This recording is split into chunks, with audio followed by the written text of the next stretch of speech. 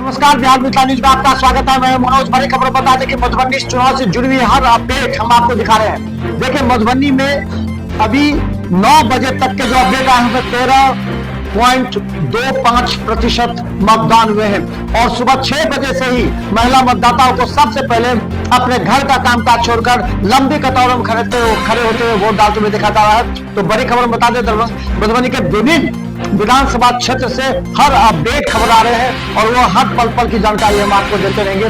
वहीं हम बता दें, मधुबनी में कुल 31 लाख से ज्यादा मतदाता है और जिसमें 16 लाख से अधिक पुरुष हैं और 14 लाख से अधिक महिलाएं हैं।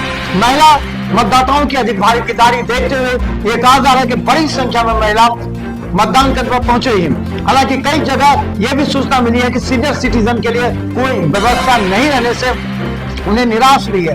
कई सीनियर सिटीजन ने आरोप लगाया है कि जो निर्वाचन आयोग है उनका यह दायित्व था कि जब 60 साल से ऊपर 70 साल से ऊपर लोग हैं उनके लिए अतिरिक्त व्यवस्था करें, क्योंकि वहां पर घंटों वो इंतजार खड़े होकर के नहीं कर सकते हैं, इसलिए कई वापस गए हैं। उन्होंने कहा कि भोजन के बाद वो पहुंचेंगे क्योंकि बड़ी संख्या में लोग वहां मौजूद हैं। तो हम बता दें, मधुबनी से हर बड़ी अपडेट आपको हम दिखाते रहेंगे, चुनाव से जुड़ी हुई हर खबर, क्योंकि 13.25% मतदान अगर 9 बजे तक यानी पहले 2 घंटे का अगर 2.5% अगर मतदान है तो निश्चित तौर पर ये कहा जा सकता है कि 62-63% से ऊपर ये मधुबनी का इस बार मतदान प्रतिशत जा सकता है। तो देखिए, हर अपडेट कहीं से भी कोई घटना की सूचना मधुबनी जिले से नहीं है।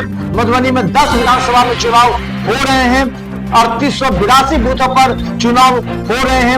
19,000 से ज्यादा पैरामिलिट्री फोर्स लगाए गए हैं, बीएसएफ लगाए गए हैं और मधुबनी कंट्रोल रूम में डीएम आनंद शर्मा लगातार वहां कैंप कर रहे हैं।